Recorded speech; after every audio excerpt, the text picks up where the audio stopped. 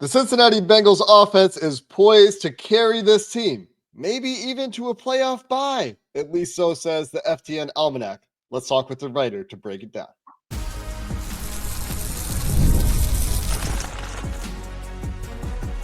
You are Locked On Bengals, your daily Cincinnati Bengals podcast. Part of the Locked On Podcast Network, your team every day. What up, Bengals fans, and welcome to another episode of the Locked On Bengals podcast, part of the Locked On Podcast Network, your team every day. I'm Jake Lisco, he's James Rapine, and we're your hosts of the Locked On Bengals podcast, bringing you daily coverage of your Cincinnati Bengals since 2016. So if you're looking for that one-stop shop for all things Bengals, you are in the right place. And welcome back to all the everydayers out there. Welcome back to those of you who make Locked On Bengals your first listen. We appreciate those listening habits very, very much. And today we're joined by Robert Weintraub, Cincinnati Magazine columnist and writes for the FTN Almanac, which you might recognize by its former name as well, the formerly Football Outsiders Almanac, which has been a fixture for years for people who love to get ready for the season, taking in every bit of content that they can find. And today we'll break down why Robert and the Almanac are bullish on the Cincinnati Bengals in 2025. Today's episode brought to you by Gametime. You can get the Gametime app, create an account, and use code LOCKEDONNFL for $20 off your first purchase. Robert, before we started recording, I asked you for a bold take, a spicy take around which we could structure the beginning of our conversation about the Cincinnati Bengals. And you feel, and I want to let you brag about your predictions last year that came to fruition, that this offense has done enough, is good enough, led by Joe Burrow and its stars, to carry the Cincinnati Bengals despite questions on defense. Yeah, spicy take and Louisiana hot sauce take that perhaps the offense is good enough even to get them to the 1 seed. Now, I should preface this by saying in the FTN Almanac, it didn't necessarily play out that way. As you know, we play the season out a million times, and this sort of the 9 to 11 win range is where the Bengals generally landed. But for various reasons, starting, of course, with the re-signing of T. Higgins along with Jamar Chase, bringing back Mike Gesicki, the recent addition of Dalton Risner just yesterday. Looking at the team and the way their offense is structured, and the way they left a lot of stuff, surprisingly enough, even on the field last year. Nobody had more drops in the NFL than the Bengals did, surprisingly enough. Part of that was the volume of passing, but also, there were just a lot of times that the Bengals, as hard as it is to believe, underachieved a little bit last year on their offensive side of the ball. Chase Brown for a full season after last year being one of the best backs in the league in the second half of the year. I think only 2 other running backs had more yards from scrimmage than he did in the second half of the season.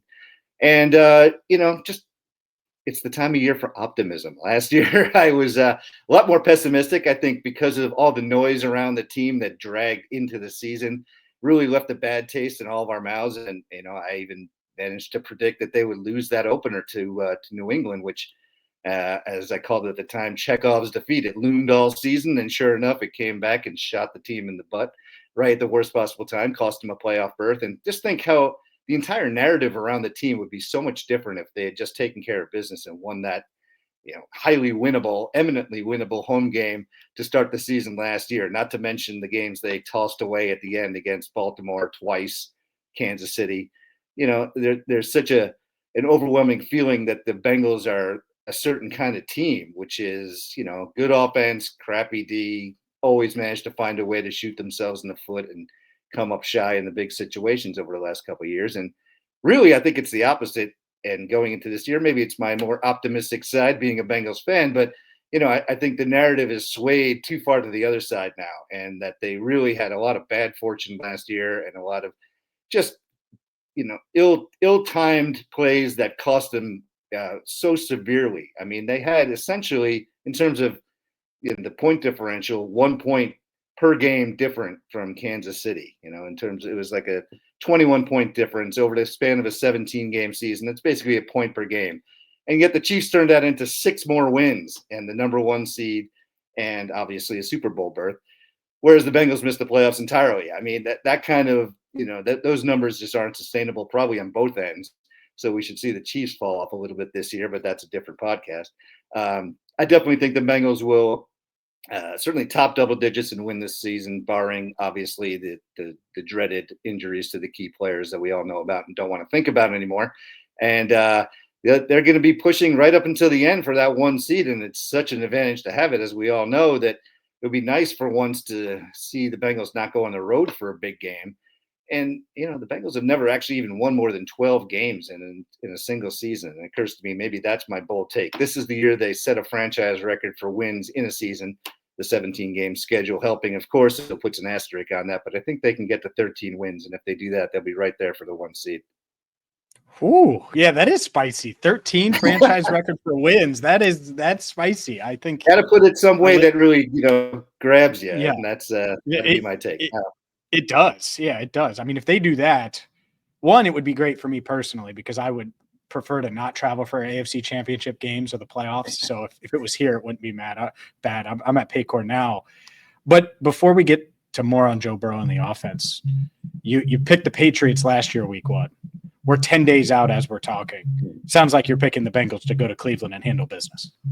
Let's put it this way. They're not breaking the franchise record for victories if they lose in Cleveland. That's for darn sure. And, the Browns always do give the Bengals trouble just because, regardless of the merits of the two teams. But, given their quarterback situation, given the level of talent, they've already had injuries on their defense that are, killer to some of their starters, Emerson and the Joker, and they're obviously playing for next year, and there's no reason to give them, other than to get their draft pick higher. There's no reason to give them certainly this victory. And if the Bengals don't take care of business in that one, we have to reassess entirely what they've been doing. I don't see there's any way that they lose this game, but knock it on wood.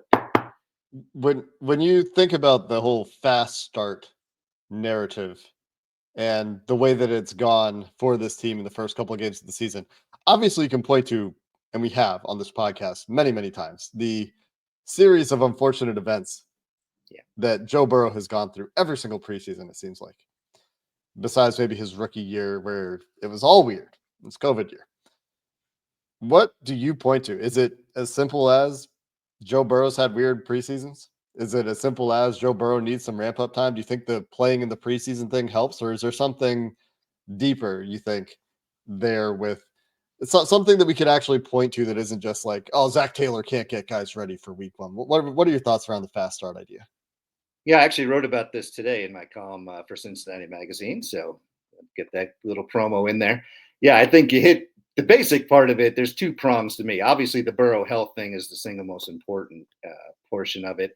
I think the 1-11 thing is wildly overrated, and a lot of it, almost all of it, stems to the fact that, you have Burrow ramping up from injury, or as you mentioned, as rookie, you're not even having a preseason, essentially. And, they lost a couple of those games in fluky fashion, as we just alluded to in the last question with the Chiefs last year. They lost a game, Burrow's first game, when they missed a field goal that would have tied the game, had the ridiculous AJ Green penalty that cost them the victory. There's been a lot of flukiness that led to that 1-11. But I think overall, more to the point, is that it's almost by design, and I approve of it, that the Bengals want to be better in the back half of the season than they do in the front half. And that goes back to, Bill Belichick, among others, have sort of framed the season the same way, not to the degree of losing every time in the first 2 weeks necessarily, but you always want to be better after Thanksgiving. That's when your team is really ready to roll. And the Bengals have done that. They're 23-8 in December and January under Taylor. I'd much rather have that than worry about the 1-11 over the first 2 weeks of the season. And they've designed, maybe not deliberately, obviously they want to win some of those games, but they've had softer training camps. They've had, obviously, not playing their starters in the preseason. That's all been part of it. And it's, whether it's by design or just sort of an overall culture of let's not go too crazy out of the gate, but let's be at our best when the games mean the most, you kind of have to agree with. I mean, you just have to look at the Marvin Lewis teams for the exact opposite of that. And, they stress fast starts so much, and then they were the Walking Dead come the playoff time. So, it's only exacerbated because a couple of those losses, like we were just talking about with the Patriots game last year, cost them a playoff berth. I mean, if it didn't actually cost them a postseason appearance, then it would probably be talked about much less. And then you wouldn't have Joe Burrow taking hits in the preseason. I also think there's partially, it's almost like Zach Taylor wants to save Joe Burrow from himself, but he can't because Burrow is the most important player in the entire building. And if he says, I'm going to play in the preseason because I want to take a few hits before we get going, he's going to do it.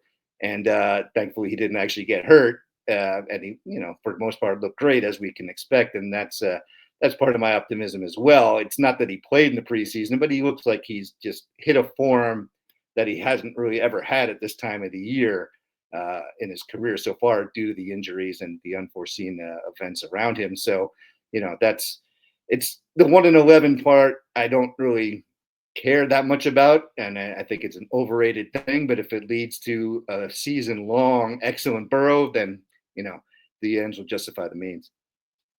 Yeah, I think we're going to have more on Joe Burrow for sure, a little bit more on the offense, and then we got to get to, this defense. How good can they be? We'll get to all of that coming up next. Today's show is brought to you by Upside. Upside, well, it's going to save you money. I've been using Upside for years now, and if you're still paying full price for gas, well, stop leaving money behind. Get real cash back every time you fill up with the free Upside app. All you do is download the free Upside app in the App Store or Google Play and start earning cash at the pump today. Use our limited time promo code TOUCHDOWN and get an extra 25 cents back per gallon on your first fill up. You could make up to $300 a year just from buying the gas you're already buying with the Upside app. Don't let this offer drive on by. Download the free Upside app and use our limited time promo code TOUCHDOWN for a limited time and get 25 cents per gallon on a bonus and cash back. That's promo code TOUCHDOWN. Offers vary by user and location. Go to upside.com for terms and conditions. We're also brought to you today by Gametime. We're trying to save you some money here. The NFL season's back. You're trying to get tickets for the Bengals games, their home opener, the Ring of Honor game, and there's nothing better than getting down there in that environment with the game day improvements the Bengals have made. But getting tickets can be a hassle if you're looking for single game tickets between queues and login screens and prices jumping at checkout with those hidden fees. It's frustrating. That's why Gametime's here for you. The app that gives the advantage back to you, the fan. It's fast, it's easy, it's backed by the Game Time guarantee. You'll always get 100% authentic tickets delivered on time and at the best price. And all the fees are visible. The price you see is the price you pay. Check it out right now. The Game Time app, you can create an account. We'll save $20 extra for you on your first purchase with promo code LOCKEDONNFL. Terms apply. Again, that's promo code LOCKEDON NFL for $20 off your first purchase. Swipe, tap, ticket, go. Download the Game Time app today. All right, Robert, let's dive into Joe Burrow a little bit more, because I think towards the end there, you did hit the nail on the head. Watching him day in and day out at practice, he's playing the best I've seen him play throughout camp, but the best I've seen him play. And last year he was awesome, but there were still times where I think he and the offense left something out there on the field. What do you think the next step is for Joe Burrow and this offense as a whole? Because everyone's talking about the defense and focusing on the defense. And I think you're right. It wasn't the best offense in the league last year. There were things they certainly could have done better. They could have finished games better and not put the pressure on the defense. They didn't necessarily do that. What's the next step for Joe and the rest of this offense? Yeah, I mean, you can sum it up in 3 letters: MVP, right? I mean, that's the ceiling, and that's what the hope has been really for the last couple of seasons. And because of injuries, just didn't happen. And this is literally the first time where you're getting to go out there every day in that Cincinnati heat and seeing Burrow every day through an entire training camp, working on the things that he's had to really spend the first 2, 3, 4, or 5 weeks of the season before really, working on and doing it in a game setting. And some of the interceptions he's thrown early in the season and some of the, just kind of ragged play overall that you've seen has been a result of not just the injury and the rust, but the fact that he, didn't get a chance to work on that kind of stuff as much as he probably wanted to during those practices and the training camps scenarios. So, yeah, I think now you have a real opportunity for the team, not just for Burrow to be awesome, which he already is, but he can be even more consistent, even more, kind of a range of weapons that go beyond just the Chase and Higgins aspect of it, where he can, be confident in finding a Mike Gesicki or a Noah Fant. He can be confident in dumping the ball to Chase Brown, and he can be confident that the running game will be much more of a, kind of offset to his passing attack. The Bengals default so much to the passing game. And last year they were either last or second last in terms of, kind of run expectation, pass expectation over runs in virtually every split, every situation, then in the first half and the second half, on second and long, trailing, leading, it didn't matter. They were throwing the football. And, that's obviously the thing you want to do when you lean into a passing attack that has your superstars there. But, they have the potential, I think, to be able to run the ball much more effectively, more efficiently, not necessarily, getting that ratio of runs the pass to 50-50. I don't think they ever want to do that. But I think when they do run the football, they can be much more efficient at doing so.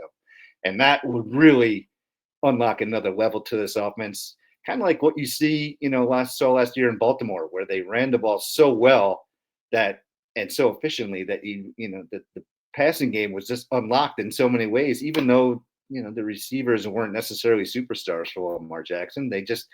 They had to, defend so many parts of the field, enemy defenses, that it just made it so much easier for the quarterback. And Burrow already sees the game at such a high level that he's, poised to make the defenses pay no matter how they line up, if they can, be efficient at running the ball as well.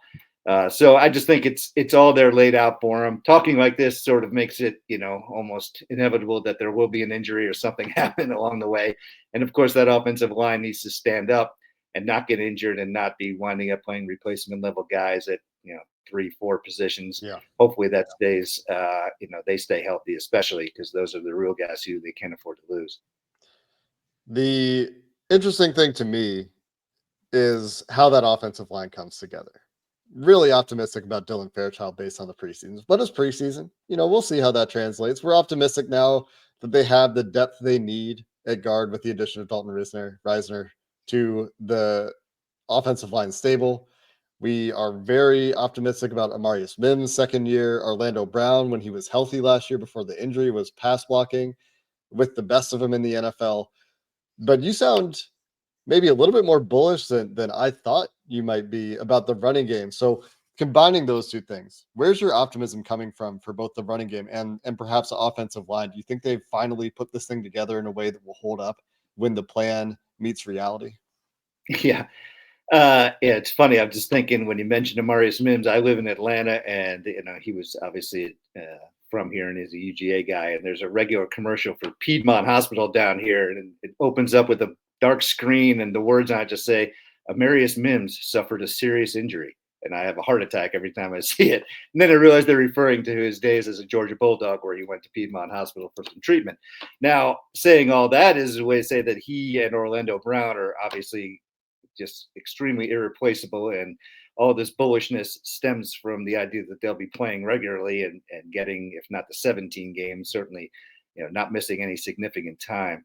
I think my bullishness or optimism comes from the idea that even with last year's sort of, revolving door on the line and they had so many issues, you saw Chase Brown be really effective. And I think he's the kind of back that, even more so than when they had Joe Mixon here, who was, a guy you could rely on to be the quote unquote bell cow style back, but really didn't fit exactly what they wanted to do in terms of their blocking scheme and how they wanted to play in the shotgun so much, and how they're, he might have been more effective really if they had done more under center work than they wound up doing. And, you just can't do that with Burrow. He's so effective as a shotgun player. Those splits are so stark that you just have to go with it. And, unless you dedicate yourself to under center and much more than they have, it's never really going to improve. But that's a different story. I just think that what they've shown and what Brown showed, and even perhaps what Taj Brooks can give them as a sort of change of pace and a different style, a heavier back than they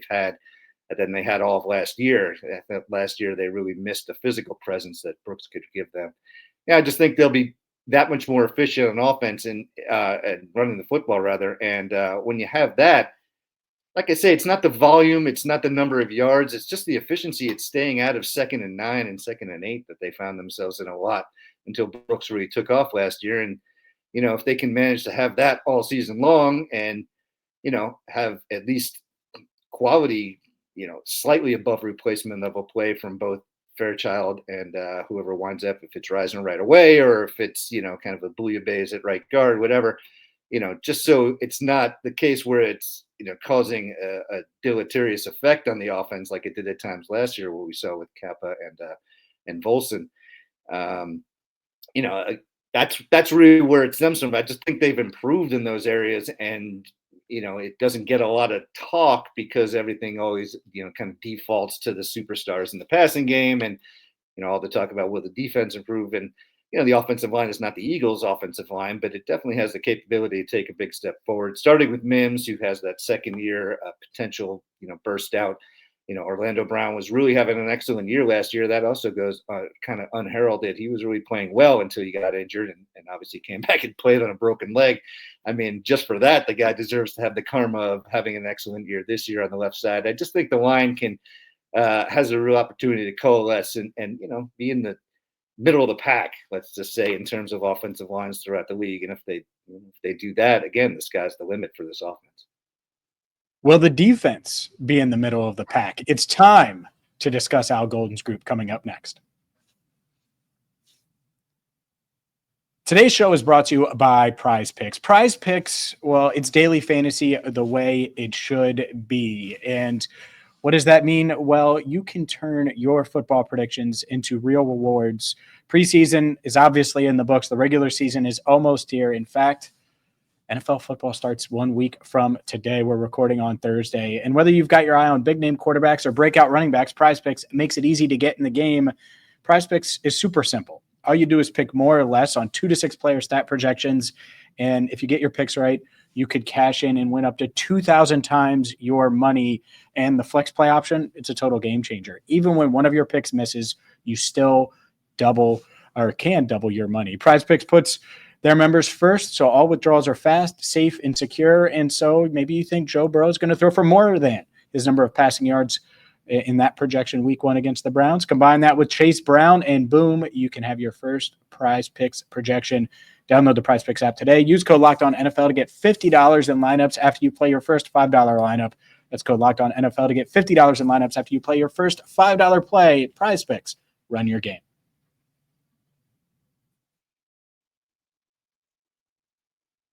Let's talk about that defense, fellas. The defense is the part of this team that has everybody wondering what they'll be. The preseason didn't really give us much in the way of encouragement the way we got it for Dylan Fairchild and that offensive line, at least adding at least one piece. And I do think Lucas Patrick played better in that second game. People don't like to hear it. He did play better in that second game before he got hurt. But on the defensive side of the ball, Robert, they get Trey Hendrickson back in the fold. We know he's going to be playing this year. Always thought he was going to be playing this year. They add a couple of linebackers. They add Shamar Stewart. They get Dax Hill back from injury. They get DJ Turner back from injury. They get the development potentially for Josh Newton. Are there reasons for optimism in your perspective? What does the Almanac have to say, maybe, about this defense? Are there reasons to think they can creep back toward average, regress a little bit toward the mean? Yeah, I think those words that you say at the end, regress toward the mean, or just the plexiglass principle where, teams that are really good or really bad at something almost generally as a rule tend to at least, kind of kabang in the plexiglass and get toward the middle of the pack a little bit the following year, just based on several factors. And you listed some there. In the Bengals case, a lot of injuries last year. Obviously missing Logan Wilson didn't help. They had a lot of, guys who certainly were on the verge, it seemed like, Hill and Turner particularly, of taking that next step and breaking out right before they got injured. And then they had the mysterious case of Cameron Taylor-Britt just kind of forgetting how to play football, it seemed like, in a couple of those games. And, the overall kind of doghouse effect of what was going on with the former defensive coordinator, Lou Anarumo. There are just a lot of reasons that you tend to think that the team, is not going to, again, be the best defense in the league, but can certainly move it up there. And one stat that I thought, kind of two of them really pointed out that, showed they played a little bit better than you might think last year. Their pressure rate in 2024 in terms of quarterback pressure was exactly the same as it was in 2023. They just had a lot less sacks, a lot fewer sacks, I should say. And their adjusted sack rate obviously went down as a result of that too.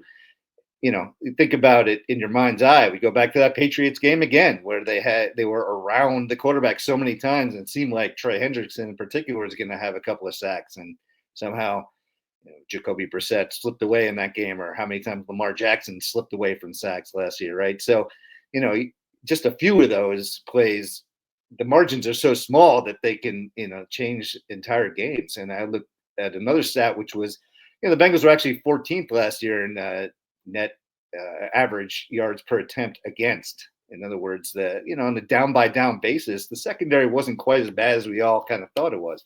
Problem was they were at the bottom of the league in both touchdowns allowed and touchdown percentage of passes allowed, which is, the killer. They would play good, and then give up a big play, and it all went for naught. And if you can just a handful of times make those tackles, even in the red zone, and force field goals instead of touchdowns, the games look totally different. As we know, all those games, we talked about it earlier, were decided, by one score. And a lot of times the key element was that they gave up touchdowns and not field goals. And, all you have to do is just change a handful of those, and the narrative is different. The team looks totally different. They probably make the playoffs and maybe even win the division last year. So, there's every reason to think that can change. Al Golden, it's his remit to make that happen. I talked to him. I actually interviewed him for Cincinnati Magazine earlier during the training camp. And, we didn't get into scheme and we didn't get into too much detail. But the thing that I really took away from it was just his overall confidence. And, his particular method of coaching has worked in a lot of different places. I think a lot of Bengal fans don't really realize or care about the fact that he had a hugely successful collegiate career before Notre Dame and what he did as a defensive coordinator there. And there'll be some growing pains, and there'll be some times when you'll realize he hasn't actually called plays in the NFL before. But overall, I think, his track record speaks for himself, and his, ability to develop young guys, which is essentially why they hired him, is going to be seen. And, all it takes is for a Shamar Stewart to have a decent season, even as a rookie, just a first round edge rusher style season, not necessarily, Micah Parsons style rookie season, but just something where he makes his presence felt from week to week and gives them something on the opposite side of Trey Hendrickson. That alone could, give them enough just to change the overall feeling of what we think about this defense and how they can make a few more stops a game.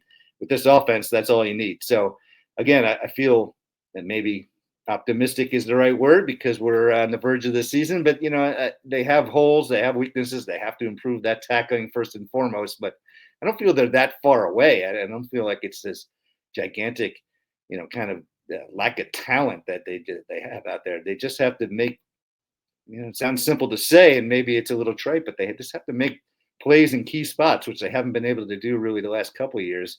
And that was the real essence of the teams in 21 and 22 that were at the top of the league. So if they can just get back to a semblance of that, it should be in good shape. You mentioned Shamar, and obviously Amarius was a breakout candidate for you on the offensive line, and offensive line conversation in Cincinnati is never ending. We're turning into defense potentially being in that conversation as well, where it's going to be never ending.